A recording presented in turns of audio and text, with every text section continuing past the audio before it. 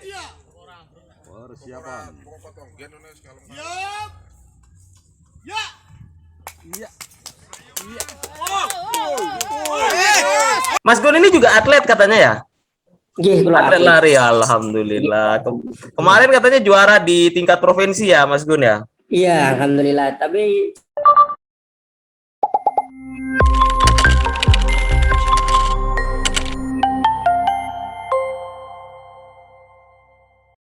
Sahabat Bawaslu, selamat datang di podcast Bawaslu Jawa Timur. Kita kali ini berkeliling ke kota Kabupaten Kediri, walaupun secara daring. Nah, kebetulan pada kesempatan kali ini kita akan ngobrol beberapa hal dengan Mas Gunawan, salah satu alumni SKPP Jombang kemarin. Sahabat Bawaslu, bahwa SKPP tingkat dasar yang dilakukan oleh Bawaslu RI tersebut juga mengakomodir banyak elemen. Salah satunya adalah penyandang disabilitas. Kita Bawaslu berusaha untuk mewujudkan pemilu yang aksesibel, yang terbuka untuk semua. Nah, kesempatan kali ini kita akan ngobrol dengan Pak Gunawan. Ini bukan Gunawan Susantoro kan ya? Nama aslinya bukan ya? bukan. Apa kabar Pak Gun, Mas Gun? Alhamdulillah baik. Gimana nih ceritanya habis pengalaman di SKPP Jombang? Kemarin ikut Jombang ya dari Kediri ya? Iya. Iya, gimana nih ceritanya nih? Bisa diceritakan nggak selama 3 hari? 3 hari kalau tidak salah ya, 2 hari atau 3 hari melakukan proses belajar bareng di Jombang. Ya, 3 hari. Apa nih yang bisa diceritakan nih Mas? Pengalaman baru saya kalau di Jombang, baru pertama kali yang mengikuti acara seperti itu, dan saya pun awalnya belum tahu apa itu Bawaslu, saya belum tahu. Nah, setelah saya mengikuti acara di SKPP di Jombang itu, akhirnya saya mengerti, oh ternyata SKPP Bawaslu di Jombang itu seperti ini, dan semuanya pesertanya juga alhamdulillah ramah-ramah juga semuanya, dan saya terlebihnya banyak ilmu lah yang saya dapatkan dari SKPP Kabupaten Jombang. Habis SKPP mau ngapain nih rencana nih Mas Gun? Mau selesai dari SKPP Jombang, acaranya ya mungkin mau nerusin RTL yang diselesaikan sama teman-teman dari Kabupaten Kediri. Mungkin pertemuannya 2 bulan sekali. Habis ikut SKPP, kalau ngomong tentang pemilu nih, Mas Gun ini rencananya siap nggak kalau diajak misalkan ngawasi secara partisipatif atau ngajak teman-teman yang lain atau gimana nih? Habis SKPP dasar. Saya dari pembelajaran yang di SKPP Bawaslu Jombang kemarin, dari situ saya jadi ikut penasaran kalau ada acara pemilihan itu, jadi saya jadi pengen ikut lah. Kalau jadi pengawasnya saya jadi pengen ikut. Sebelumnya kalau ngomong pemilu gimana nih? Kesannya nih kalau ngomong tentang pemilu nih. Sebelumnya kan pasti pernah nyoblos kan? Apa ikut-ikut aja atau gimana? Apa termasuk golongan putih nih, nggak nyoblos nih? Iya kan. Kalau waktu coblosan ya saya selalu nyoblos Pak. Iya. Tapi Kediri kemarin calonnya 1 ya? Kalau tahun 2020 kan calonnya 1 ya, kalau tidak salah ya? Iya. Iya. Ikut nyoblos juga. Nah, selama ikut pemilu nih, sebelum-sebelumnya nih, apa persoalan yang dirasakan atau diamati oleh Mas Gunawan nih? Masalah pemilihan kemarin. Ya, sebelum-sebelumnya kan sudah pernah nyoblos gitu kan? Iya. Kalau pengalaman pernah nggak ditawari orang dikasih duit kalau pengen milih gitu? Kalau di sini ya ada, soalnya kan apa namanya, apalagi kalau pemilihan DPRD atau pemilihan, iya sih kalau paling banyak di sini pemilihan DPRD-nya semuanya rata-rata pasti kayak gitu di sini. Kalau mungkin kalau pemilihan yang lain nggak sampai seperti itu. Nggak sampai seperti itu ya. Tapi Iya. banyak juga persoalan-persoalan yang dihadapi ya kalau kita melihat dengan agak seksama pemilu dan pilkada yang telah berlanjur. Mas Gun gimana nih sebagai, mohon maaf ya sekali lagi, penyandang disabilitas, sudah merasa terakomodir atau belum nih? Kalau dalam pemilu nih. Oke. Sudah merasa ini nggak kalau misalkan ke TPS itu mohon maaf ya, penyandang disabilitas sudah ramah nggak pelayanan kalau ke TPS terus Kalau di sini itu kalau di tempat saya itu anggota anggota pemilihannya itu rata-rata teman saya sendiri. Oh gitu. Akhirnya jadi semuanya kenal, jadi semuanya alhamdulillah ramah-ramah.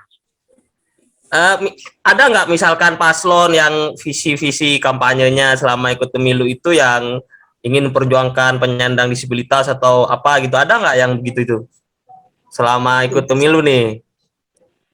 Alhamdulillah nggak ada Pak kalau di sini. Oh gitu, jadi masih belum jadi isu ya, menjadi basis perjuangan begitu ya Mas Gun. Mas Gun ini juga atlet katanya ya? Atlet lari, alhamdulillah. Kemarin katanya juara di tingkat provinsi ya, Mas Gun ya? Iya, alhamdulillah. Tapi cuma juara 2 yang 200 meternya. Oh, juara 200 meter luar biasa itu. Sekarang kan ada Paralimpik juga kan yang juara-juara juga dapat emas 2 ya dalam sejarah kita kan, itu diperankan oleh teman-teman kita semua yang berjuang di Paralimpik itu. Jadi tidak ada batasan ya Mas Gun sebenarnya ya.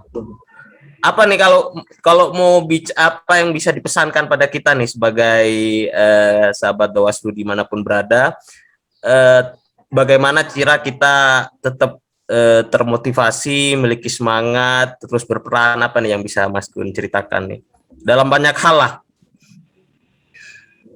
Kalau motivasinya ya apa ya kalau nggak ada nggak apa-apa. Ya jangan sering jangan gampang mudah menyerah gitu aja, soalnya yang belum kita capai itu masih banyak, jadi harus berjuang terus. Oke. Tapi kalau mau jujur nih, selama ini ada nggak misalkan ada sih orang yang misalkan menganggap meremehkan disabilitas, ada nggak orang-orang begitu tuh selama perjalanannya Mas Gun nih? Kalau selama ini ya mungkin ada ya 1-2 pasti ada lah Pak. 1-2. Tapi anggapan saya ya justru itu jadi penyemangat motivasi saya. Ya. Iya, jadi penyemangat saya. Meskipun saya seperti ini, dia yang pemikirannya seperti itu, aku harus ngasih tahu dia bahwa aku tuh nggak selemah yang dia omongin gitu. Iya dong, nggak selemah yang mereka omongin, dan orang-orang yang banyak dari teman-teman kita semua yang juga memiliki prestasi yang luar biasa membanggakan kan gitu Mas. Iya Pak. Mas Gun. Ada keinginan menjadi pengawas pemilu nggak nih? Bawaslu misalkan gantiin Mas Alfian nih. Diri nih. Kalau masalah pengawas ya mungkin insya Allah bisa, insya Allah. Tapi kan ilmu saya di masalah pengawas kan masih baru sedikit Pak, jadi takutnya ntar kalau ada apa-apa saya belum bisa ngerti. Kalau banyak ya jadi presiden ilmunya. Kayaknya kita agak sedikit jadi pengawas pemilu saja lah. Tapi ada nggak keinginan nih? Ada, pasti ada ya. Ya, pasti ada Pak. Tapi kalau ngomong misalkan cita-cita dan harapan ke depan nih, apa nih kalau Mas Gun nih? Selain jadi pengawas, mungkin ada cita-cita besar yang ingin diwujudkan oleh Mas Gun nih. Ya, Jadi menteri kah? Jadi presiden? Enggak Pak. Kalau masalah itu saya enggak ada. Cuman saya pengennya ya apa namanya bisa di dalam lomba saya cuman pengen yang juara 1 itu aja. Oh, Kalau masalah atlet. politik, kalau masalah politik saya enggak Ya kenapa? Kan ngerti bisa saya. juga jadi bupati, jadi komisioner, kan Bu Saida ini kan nggak mungkin. 2 periode lah maksimal lah. Nanti naik ke provinsi gitu kan, harus digantikan dengan yang lain gitu kan. Gimana nih? Berarti cita-cita utama jadi atlet nih, Mas Gunawan ya? Iya, kalau saya cita-citanya pengen jadi atlet dari dulu, jadi atlet. Nah, terus apa namanya kemarin dikasih tahu sama teman, kan awalnya kan saya nggak tahu kalau di Kabupaten Kediri itu ada khusus atlet disabilitas, saya nggak tahu. Nah, teman saya buat status WA, saya baca loh, kok teman saya udah lulus sekolah kok bisa apa namanya mengikuti perlombaan. Nah, saya nanya, kok ikut lomba gimana? Terus teman saya jawab, ada di teman saya, lombanya apa aja, saya nanya gitu.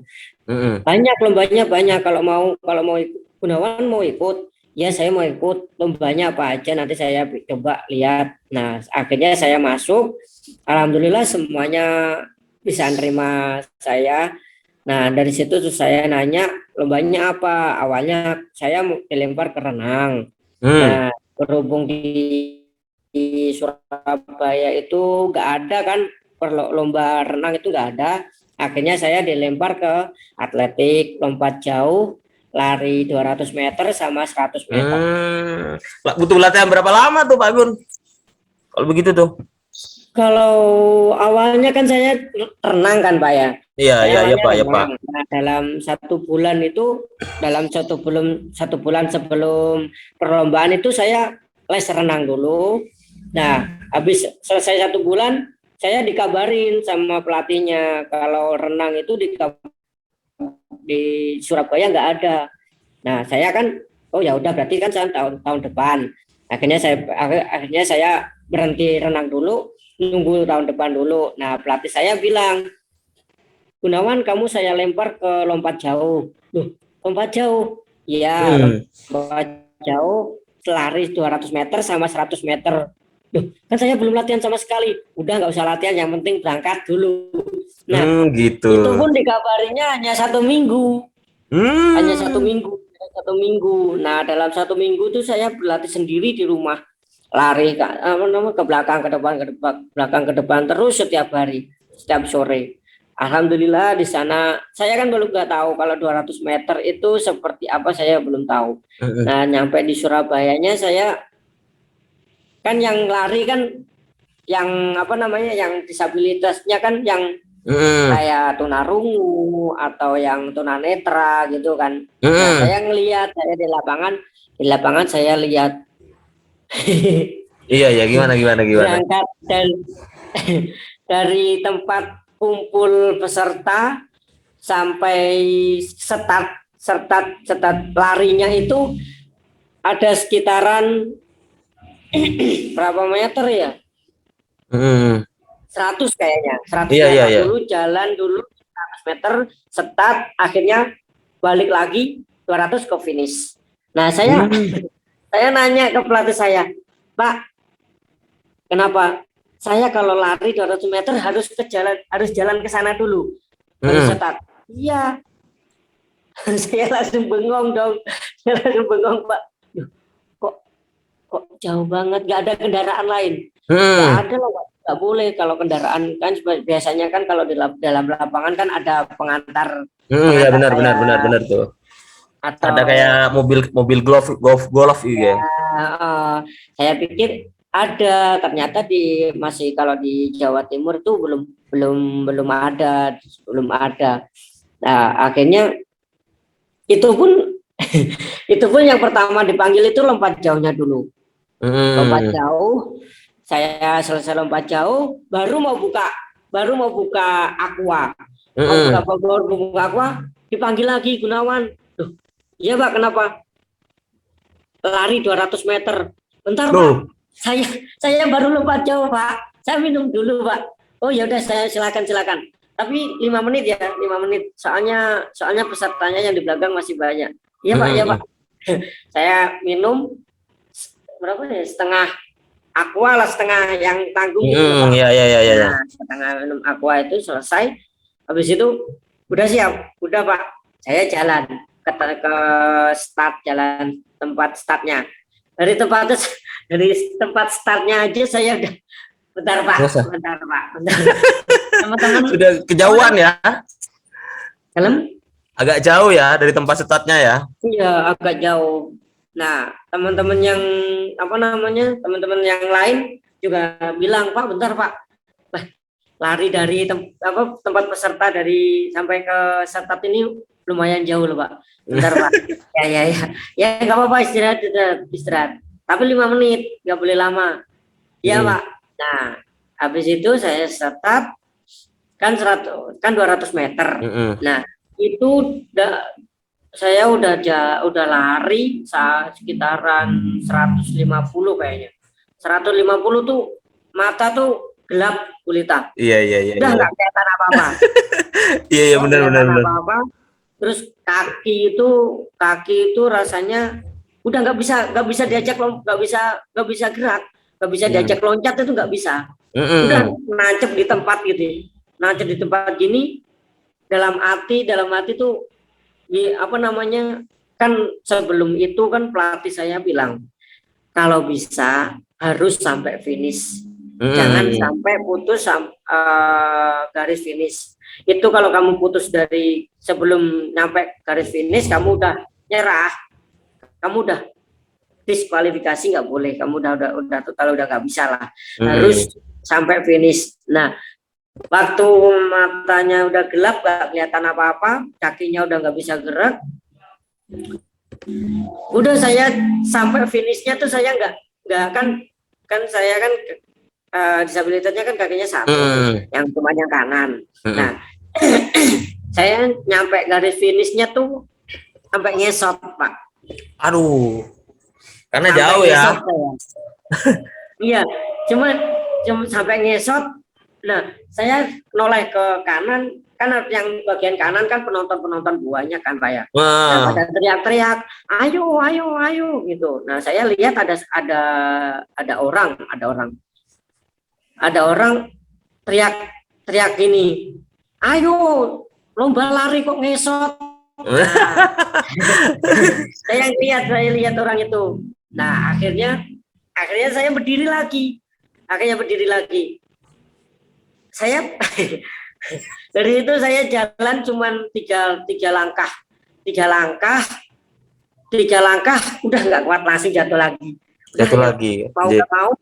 Mau nggak mau finishnya, sampai finish ya ngesot, ya udah sampai ngesot sampai dalam hati tuh ngomong, kan nama pelatih saya kan Bu Lili. Nah, pelatih saya namanya Bu Lili sama Pak Romali.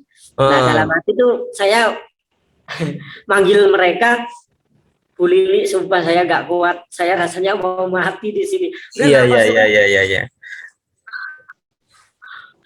Udah sakit. Akhirnya saya difokus ke depan, nyari finish itu gimana? Biar saya bisa berhenti jalannya gitu. Soalnya udah kaki itu nggak ada rasa sama sekali, mata udah gelap, udah nggak kelihatan apa-apa. Udah sampai finish, saya sama panitia langsung diinggirin, udah di lapangan, di tengah-tengah lapangan udah saya tergeletak di situ. Udah nggak kuat sekali. Soalnya kan dari pelatihnya kan udah dibilangin kalau ada apa-apa harus apa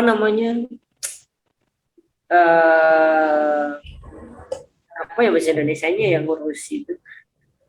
Nggak apa-apa, bahasa Jawa aja nggak apa-apa. Iya.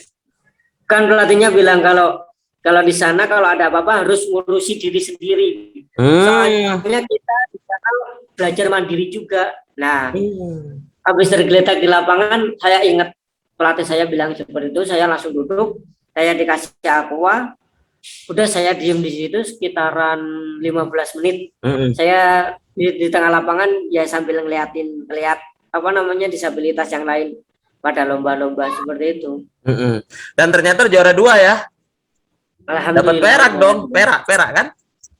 Iya, Pak, alhamdulillah. Perak. Ada keinginan nggak untuk lanjutkan nasional? Sebentar lagi kan PON kita nih. Iya, alhamdulillah. Apa namanya seperti apa? Kayaknya pengen, apa namanya pengen. Tapi kan tergantung Jawa Timurnya. Kalau dari Jawa Timurnya kita nggak kepanggil, ya kita mau gimana? Yang nyeleksi itu, soalnya gini. Ya apa namanya dari peserta dari Kabupaten Kediri itu kan ada yang dapat medali emas juara 1. Harusnya kan pergi ke PON yang di Papua itu kan harusnya. Tapi di daftar nama itu namanya nggak ada. Berarti kan dari Jawa Timurnya kan dipilih-pilih gitu, Pak. Oh, diseleksi lebih anu lagi ya, gitu ya. Ya. Tapi yang jelas sudah ada modal utama kan untuk bisa jadi atlet yang semoga berlanjut ya Mas Gunawan ya. Iya. Kita membutuhkan orang-orang seperti Mas Gunawan yang punya semangat, yang mentalitasnya kuat dan pantang menyerah kan begitu. Kalau ini apa namanya tentang ke depan pasca ini pasti menekuni dunia lari atau balik ke renang nih. Kalau menurut saya lari aja, Pak. Lari.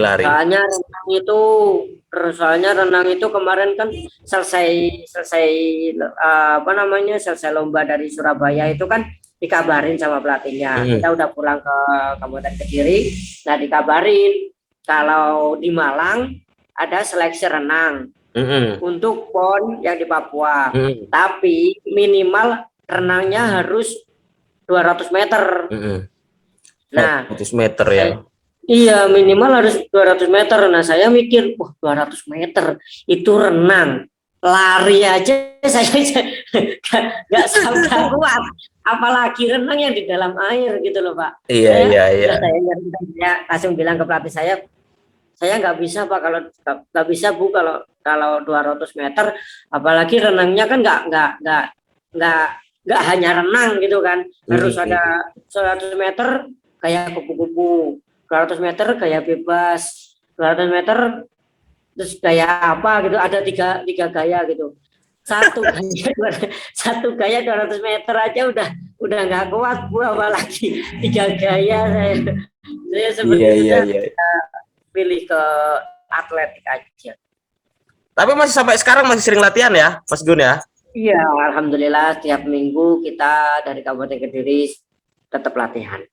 Oh, keren dong, sudah juara tingkat provinsi. Ini tinggal lanjutkan lagi kan, bisa lagi ketuk Olimpiade kan 2024 di Paris kan.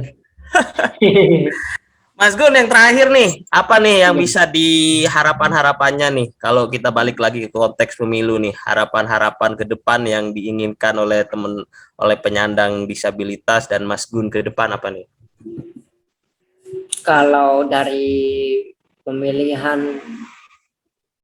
saya ya kalau bisa kalau waktu pemilihan itu di tempat TPU-nya kalau bisa dikasih kayak kursi roda agar penyandang disabilitasnya itu kalau mau nyoblos itu nggak harus didampingi sama keluarga, harus kalau ada kursi rodanya kan kita bisa sendiri kan, jalan sendiri ke tempat coblosan atau ke tempat yang ngambil kertasnya itu. Iya, benar. Nah, kalau bisa seperti itu. Kalau dari disabilitas hanya itu aja sih kalau menurut saya. TPS-nya aksesibel gitu ya, bisa untuk semua kalangan gitu ya Mas Gun ya. Iya. Tidak menyusahkan juga ke teman-teman yang lain. Soalnya dulu saya pertama kali apa namanya dapat hak pilih. Nah, itu kan tempat pencoblosannya itu kan dari tempat parkir motor sampai ke tempat pencoblosan itu sekitar lumayan jauh, Pak, lumayan jauh. Nah, saya kaget tuh, kok jauh banget saya gitu kan. Nah, saya nyari-nyari kok nggak ada kursi roda gitu kan. Saya nanya ke temanku, kok nggak ada apa namanya buat kursi roda buat disabilitas. Nah, teman saya bilang, lah, kayak bahasa Jawa ya, Pak ya? Iya. Ngapung gak ngono kuwi barang, sowen ayo tak gendong ae. Nah, Gitu. otomatis enggak lah, ngapa kok digendong, saya juga bisa jalan, ngapain digendong. Nah, yo wis ngono gak usah ngersulo ae. Ya wis ayo. Nah, kita jalan bareng. Belum juga masuk ke tempat TPS. Kan saya udah bentar. Nyapo, sik, ambekan sik. Nafas dulu. Habis itu dari dalam masuk, saya kira itu apa namanya anggota dari Penyelenggara ya? Nah, penyelenggara itu orang lain. Nah, ternyata teman-teman saya sendiri, teman-teman saya pada kenal semuanya. Alhamdulillah dari situ saya udah nggak ada yang kata apa namanya kayak kalau saya itu soalnya kalau ketemu sama orang baru ya ketemu gitu ya. tatap muka gitu saya nggak berani yang namanya ngomong tuh saya nggak berani, jadi diem aja seperti itu. Oh, karena penyelenggaranya temennya sendiri, sampean bilang apa waktu itu? Ya udah saya santai aja, udah jalan gitu. Weh Gunawan, saya lihat, ya Pak. Iya. Sampean nggak bilang kenapa nih kok parkirnya jauh banget nih dari tempat TPS-nya? Nggak bilang begitu sampean? Enggak Pak, soalnya saya mikirnya gini, apa namanya mungkin di data anggota apa namanya masyarakat warganya nggak ada yang disabilitas. Ya gitu. Saya mikirnya semuanya dianggap semuanya sama gitu. Akhirnya ya saya nggak terlalu mementingkan seperti itu dari situ. Nah, dari apa namanya dari pembelajaran dari SKPP di Kabupaten Jombang kemarin, saya akhirnya ya coba tahun depan atau kapan gitu ada pemilihan lagi, kalau masih aja tetap seperti itu ya insya Allah saya akan protes. Wow, keren. Ya harus dong, harus speak up, harus bicara dong. Ya, jangan sampai TPS-nya tidak ramah terhadap disabilitas kan begitu, Mas Gun. Soalnya kan kita nggak tahu, Mas, apa namanya warga-warga kan di sini, kalau di sini ya, di sini tuh bukan tiap desa, jadi tiap 2 desa, kalau di sini apa ya? Tiap kampung. Dalam? Mungkin tiap kampung, tiap RT mungkin? Enggak Pak. Jadi di desa lah ada beberapa kan ada beberapa apa ya dusun ya namanya ya. Nah, dusun itu kan jadi satu. Jadi satu. Kan kitanya kan nggak tahu ada yang disabilitas atau yang ada yang kakek-kakek atau gimana. Iya benar. Yang pengen nyoblos gitu kan kita nggak tahu. Nah, tolong dipersiapkan untuk kaum yang disabilitas seperti saya atau orang-orang yang udah berumur, contohnya dipersiapkan kursi roda lah atau apa gitu, biar merekanya juga kalau pengen nyoblos tuh nggak terlalu minta bantuan ke pendamping gitu kan. Semoga kedepannya pemilu kita lebih ini ya, lebih baik dan ramah kepada teman-teman, tidak hanya TPS tapi juga isunya membela teman-teman disabilitas ya Mas Gun ya. Amin. Makasih loh Mas Gun atas waktunya. Iya, Pak. Kita sudah ngobrol sekitar lebih dari 20 menit. Banyak sekali inspirasi dari Pak Gunawan yang bisa didapat oleh teman-teman sahabat Bawaslu semuanya. Itu aja barangkali dari obrolan podcast pada kesempatan kali ini secara daring. Mohon maaf tidak bisa langsung tatap muka ya Pak Gun karena masih PPKM ini. Akhirnya dari saya, assalamualaikum warahmatullahi wabarakatuh. Waalaikumsalam warahmatullahi Terima kasih Pak Gun. wabarakatuh. Matur suwun.